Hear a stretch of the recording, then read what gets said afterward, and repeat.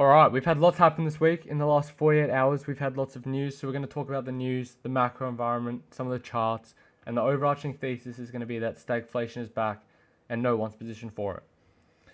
So in the last 48 hours, we've had four big things happen. We've had the Fed held rates again, US bonds went parabolic, oil broke above $150 in the physical market, and Meta started paying creators in stablecoins. So we think it's basically the same story, but four different headlines, four different ways. And the story is stagflation is back. So we're going to walk through it. First, I want to look at the Bitcoin chart. This is Bitcoin on the daily. Now, Bitcoin entered a bullish trend about 2 weeks ago. It's the first bullish trend we've seen since the 8th of October.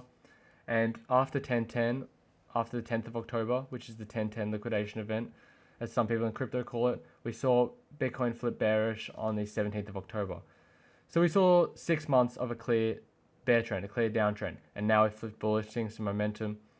It's using the cloud as support, so the momentum isn't too strong right now, but it's good to see some momentum. This will make sense when we look at the higher time frame charts. If we look at the weekly, we can see that the weekly is in a bearish trend. Bitcoin is bearish on the weekly. We want to see this come above the cloud. We want to see this test the weekly trend. The monthly is about to close, so in 14 hours the monthly will close. Ideally we close above this level here, so about where it is now. If not, the monthly, it doesn't look like it's in danger, but it looks weak. We want to see these lower time frames gain some momentum so we can test the trends on the higher time frames. Now, if we get into the news, the FOMC meeting yesterday, so this was Powell's last meeting as Fed chair, and the Fed held rates at 3.5 to 3.75%, which is the third meeting in a row where there's been no change. So as Lark is saying here, why they held the rates was the Middle East conflict, and that's driving oil prices higher, which is then pushing inflation up. So inflation is at 3.5%, which is well above the 2% target. 2% is where the Fed aims to be for inflation, so obviously 3.5%, well above, no reason to cut. We have oil above $150 a barrel in the physical sector, like I was saying before, and here we can see Brent crude oil rises above $120. So it makes zero sense to cut while oil is so high, because that would cause inflation, and you can't have inflation going through the roof when there's no growth in the private sector and you're $39 trillion in debt. Now, one of the real important things that I took away from the FOMC meeting was this, and I quote, "Inflation is elevated, in part reflecting the recent increase in oil energy prices." Now, what this essentially means is that the Fed isn't holding because the economy is fine, they're holding because oil is moving. So the economy isn't fine, but they can't cut because oil is moving. If we quickly look over at the Summit members site, we can see that the strongest sector has been the energy sector for a while now. I'll talk more about the Summit members site later on, but if we go back to the FOMC meeting, yeah, they're saying the economy isn't fine, but they can't cut the rate because oil is moving. Oil is going up so much, inflation would be through the roof. You can't cut with three-digit oil. And this is the trap because banks are stressed, treasuries bleeding on debt, jobs cracking under the headline. Like I said, there was no growth in the private sector recently. So they want to ease, but oil is blocking them. I think this is a real problem. This is one of the things I took away from the FOMC meeting. A lot of the coverage was on Powell stepping out and Walsh coming in. And I think this is a real story. I just don't think it's the story. Apparently, Walsh will be the first pro-Bitcoin Fed chair. So this is great. I mean, Powell is a great Fed chair. We'll see what Walsh does. It'll be interesting as well because usually after you get a new Fed chair, we see a dump. So we'll see if we see that. The other thing I took away from the FOMC meeting was the bonds. So while Powell was up on the podium, the bond market was absolutely ripping. If we look at crypto over here, he's saying US bonds are going parabolic. What's next is obvious. I don't know if it's necessarily obvious, so we'll have a look at why this is happening. But the 10-year jumped to 4.42, which is a 1-month high. The 30-year hit 4.97, and 3 Fed members dissented from cut language. So the bond market read that loud and clear, and they said they don't have the votes.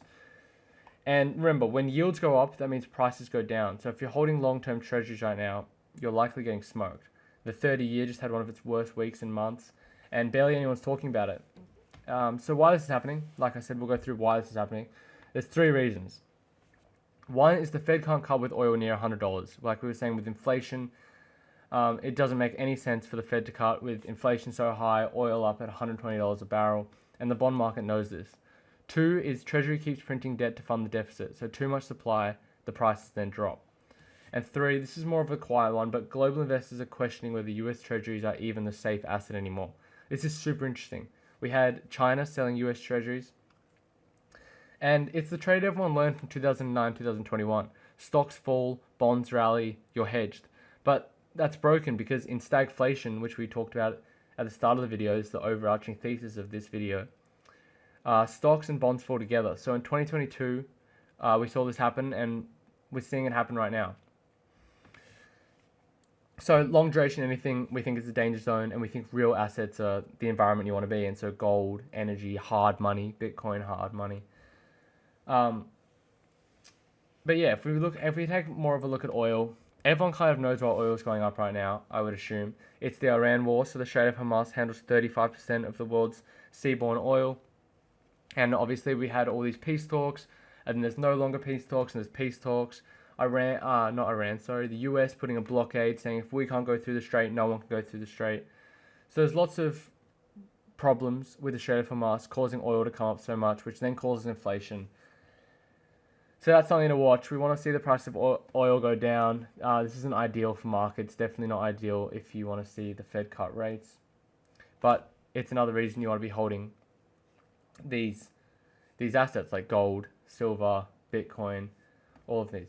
So a more interesting story, a more fun story is Meta just launched USDC stablecoin payouts for creators across Facebook, Instagram, and WhatsApp. So it's not their own coin like Libra in 2019, if you remember that. This time they're using Circle's regulated stablecoin. This is massive, USDC. They're using this on Solana through Stripe. It's a pilot in Cambodia and the Philippines now, expanding to 160 countries by year end. So once Meta does it, every platform follows. Stablecoins are eating payments. This is absolutely massive. This is great to see. The world coming on-chain. It's great to see. We like to see stablecoins being replaced. It's the better option. We've always been really bullish about everything being on-chain. So yeah, to sum it all up, those are the main stories. And what we take away from this is the Fed is trapped. The bond market is voting against them. Oil is ripping. Meta is rebuilding finance on stablecoin rails. And we think it's 4 threads, but one story. Stagflation is back. The financial system is getting rewired at the same time. This is the stuff we're looking at this week. We also see the 4 of the major Mag 7 companies coming in with their earnings this week. I haven't checked those, so we'll have to have a look at that. If you want to get access to the Summit members community, like I was talking about before, this is it here. So you'll have access to your own watch list. You'll see everything that flipped bullish on the scanner this week. I'll show you the scanner. So this is the scanner which you'll get access to. This follows data from the Summit Cloud, which we were using before. Now here you can click through bullish and bearish trends on daily and weekly timeframes through crypto, stocks, commodities, ETFs. You can create your own watch list, search any asset you have here, and this will show you the trend. It's not just about making money, but it's also about saving money. You don't want to hold things that are in a bearish trend. So you have your own portfolio section. I haven't set this up for myself right now. This is just a demo to show you. So we see things are bullish on the portfolio, and that's what we want to do. It's not all about making money. It's also about saving money. If we put in, let's say XRP, for example, we know that's in a bear trend. Say we bought 100 at $3. Now we see this is in a bearish trend. This is not what we want to see in a portfolio. We want to be holding stuff that's in a bullish trend. Summit takes away a lot of that pain of people that don't necessarily have all the time to manage their portfolio. You follow the trend, hold stuff in a bullish trend, don't hold stuff in a bearish trend. Follow the macro news. We have a news section here which will give you all of your macro news. You can click through crypto, stocks, macro, ETFs. We have our members, main chat, and then networking conversations. Reach out to other like-minded people. And your own personal dashboard, which we were showing before. So, strongest sector right now, energy. Market sentiment seems to be risk on for the moment. So yeah, this is everything. If you want access to that, I'll leave a link to our website down below where you claim your spot. There's limited access. We're only doing access at the moment for the first 500 members. So if you want access to that, that'll be in the description. This is everything we're thinking at Summit. That's literally why we built Summit, so the link for that will be in the description. And if you enjoyed the video, please like, please subscribe. We'll have another video this week. Drop a comment, whatever you're thinking. And until the next one, thanks for watching. Leave a like, subscribe, and the link in the bio will be for summermarkets.net.